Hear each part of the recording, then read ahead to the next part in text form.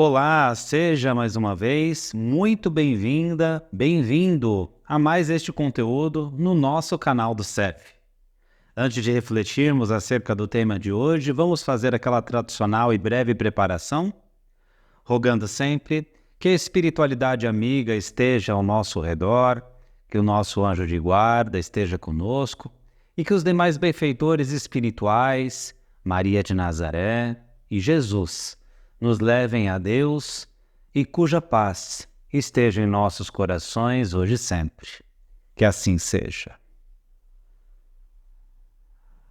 Pois bem, no livro Boa Nova, psicografado por Francisco Cândido Xavier e trazido pelo espírito de Humberto de Campos, nós adquirimos juntos, digamos, uma nova roupagem, com várias observações e trazendo o preenchimento de diversas lacunas que, segundo a Bíblia Sagrada mais tradicional, estavam em branco. Nós temos no livro Boa Nova diversas passagens de Jesus, da sua vida, com seus apóstolos, e outros desdobramentos, acontecimentos que ficaram de fora dos evangelhos mais ortodoxos. E isso me faz refletir inicialmente do quanto nós precisamos do Espiritismo, do quanto nós precisamos das mensagens trazidas pelos Espíritos acerca de fatos históricos, e neste caso, sobre a vida de Jesus, em que a literatura mais milenar, por algum motivo, não trouxe.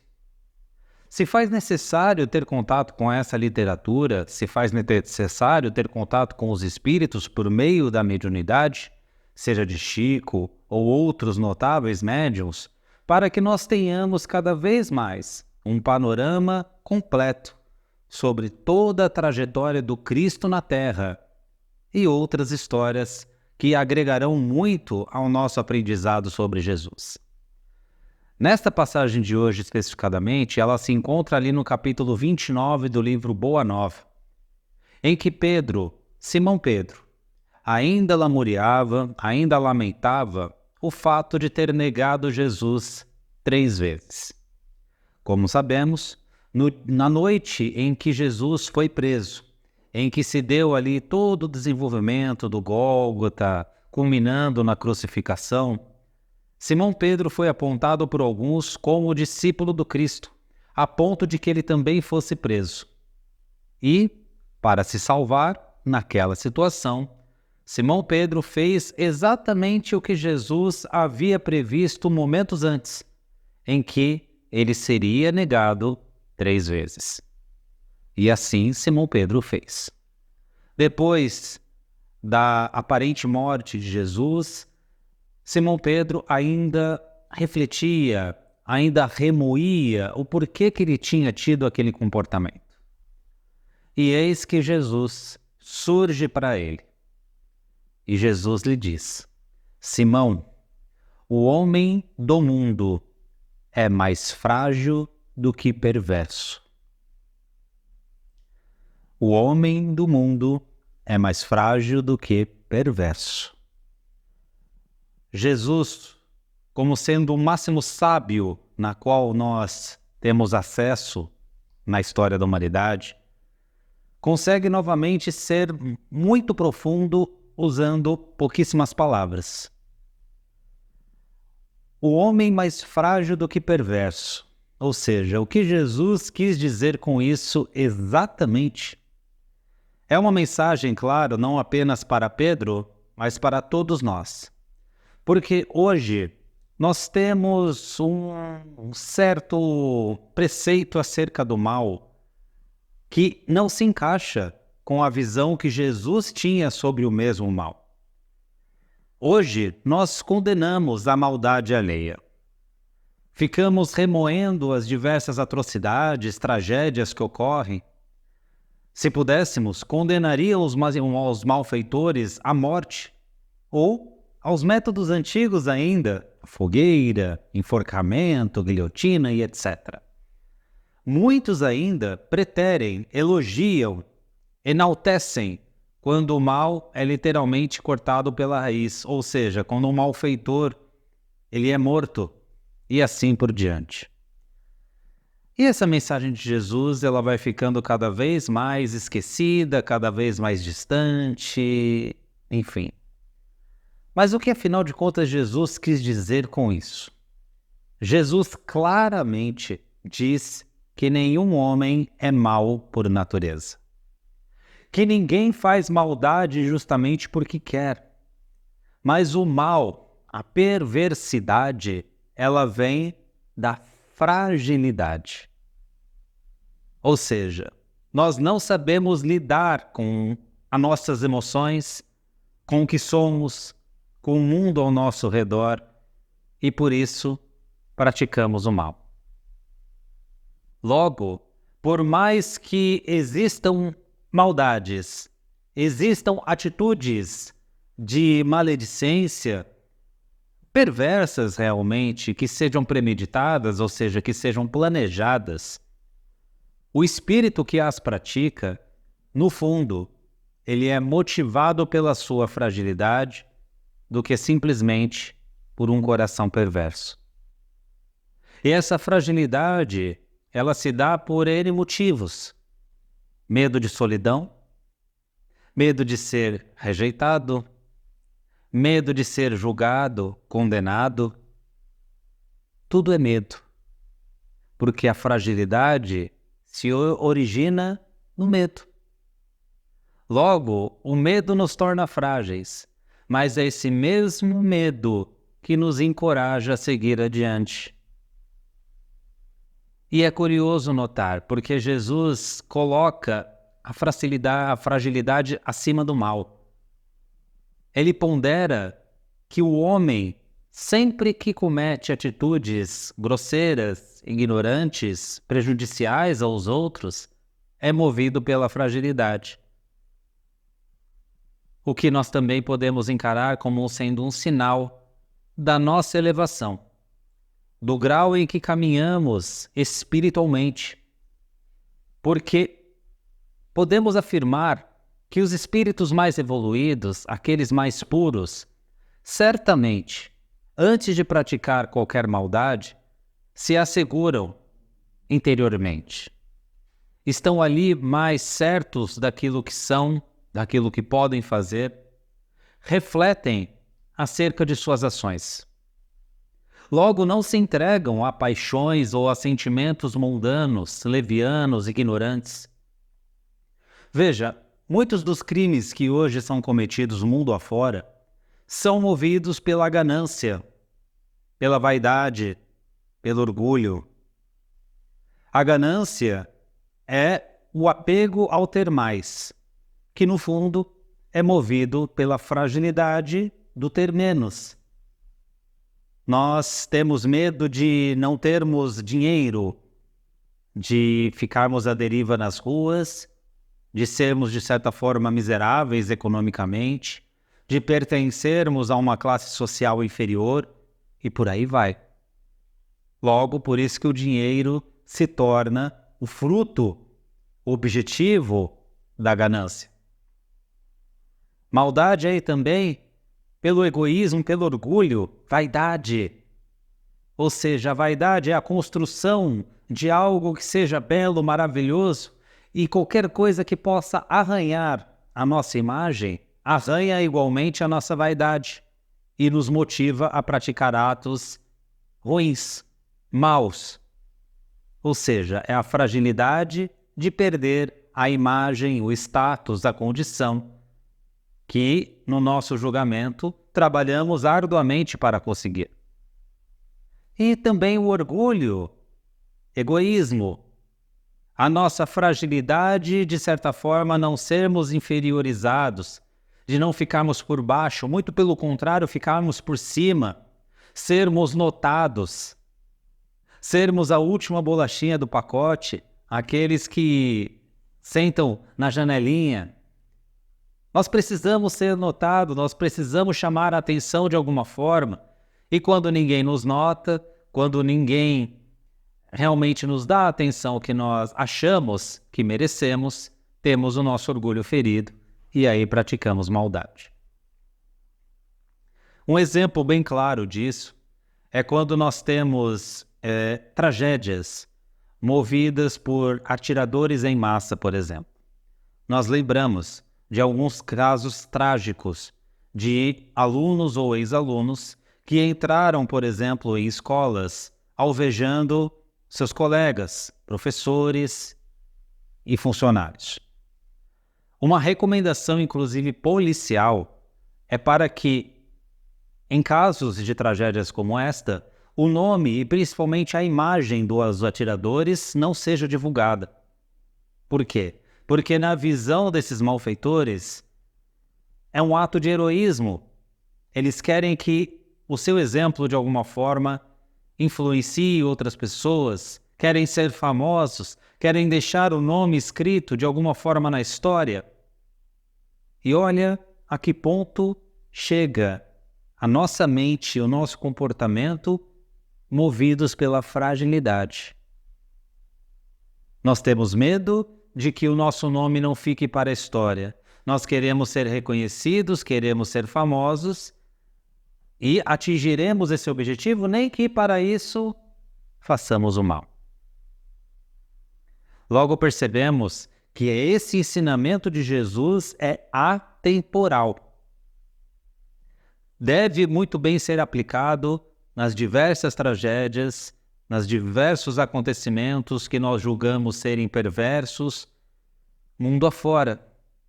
Mas aqui não iremos ser os senhores da lei.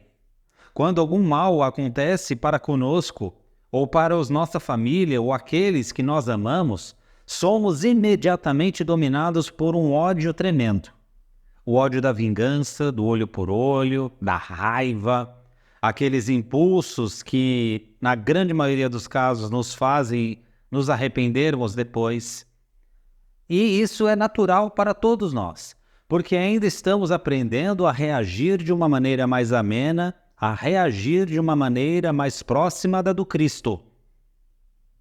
Mas mesmo nessas ocasiões, quando o ódio baixar, quando a raiva passar, que nós possamos olhar para trás, que nós possamos olhar para o agressor e lembrar desta passagem. Ver nele muito mais fragilidade, sucumbência às ações que ele tomou em virtude dos medos que rondavam e rondam seu coração, do que a maldade propriamente. Porque se afinal de contas Jesus nos deu essa lição, é porque ele sabia do que estava falando. Porque ninguém mais conhece-nos sob a terra do que Jesus. Ele sabe o que habita nos mais íntimos dos nossos sentimentos. E, como nesta oportunidade e em todas as outras, ele aproveitou para nos ensinar uma lição que ecoa pela eternidade. E também não vamos nos esquecer que, conforme advém do Espiritismo, nós somos hoje o resultado de diversas vidas em outros corpos que nós tínhamos. E quanta maldade será que nós fomos capazes de cometer devido à nossa fragilidade? Será que mesmo hoje em dia, pressionados pela vida, pelo mundo, por um determinado trauma, acontecimento, nós não seremos capazes de novamente invocar essas vivências primitivas para voltar a praticar o mal, para voltar a agredir, voltar a tomar por violência? Isso também será devido à nossa fragilidade, devido ao nosso meio, ao nosso receio de não dominar determinada situação ou de tão pouco dominar a nós mesmos, os nossos sentimentos. Então, que a partir deste ponto, a partir desse ensinamento do Cristo, nós possamos refletir e praticar sobre essa denominação que nós damos a quem pratica o mal.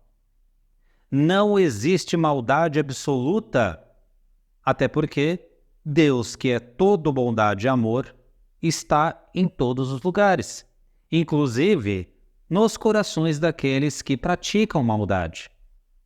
Logo, Jesus tem razão. Se todos nós possuímos Deus e Deus é amor, Não pode existir um único ser, um único irmão, um único homem sobre a terra cuja maldade predomina em torno de seu coração, senão a sua fragilidade, que é a causa que o leva a cometer atos maldosos. Também, para concluir, nunca é demais lembrar, o nosso planeta está em uma fase de transição. E assim como tudo que ocorre na natureza, Deus está providenciando justamente a separação entre aqueles que carecem de um entendimento maior, daqueles que estão empenhados em evoluir espiritualmente. Ou seja, aqueles que de certa forma não aproveitarem a reencarnação que têm para se autoconhecer e dominar as suas fragilidades interiores, serão naturalmente selecionados para reencarnarem em outros ambientes um pouquinho mais primitivos que lhe darão todas as condições para que eles se confrontem interiormente e possam evoluir. Enquanto que aqueles que já sabem da sua responsabilidade espiritual também igualmente serão selecionados, mas para aí também serem agentes impulsionadores do mundo de regeneração que se aproxima. Você está em qual time? Em qual escala? Da escala que ainda se deixa influenciar pelas próprias fragilidades e comete atitudes sem pensar que geram arrependimento? Ou daqueles que já estão buscando um autoconhecimento, se esforçando, sabendo que tem obviamente uma longa caminhada, mas que já estão buscando dominar as suas reações às diversas situações e conflitos que acontecem, de modo a crescerem cada vez mais. A escolha, para variar, sempre é nossa. E aqui nós deixamos mais uma vez a nossa gratidão a Chico Xavier, a Humberto de Campos, a Pedro e a Jesus por mais esta lição valiosíssima. Então vamos nesse instante para as nossas vibrações. Convido a todos a fecharmos os olhos e a, neste momento, respirarmos de uma maneira mais tranquila e serena para que possamos emanar de nosso coração aquilo que de melhor nós temos a oferecer. E vamos assim nos unindo para rogar muita paz no mundo, principalmente naqueles locais em que a tragédia ainda impera, em que há aflições. Vamos vibrar pelo nosso país, o Brasil, para que se transforme na pátria do Evangelho, o coração do mundo.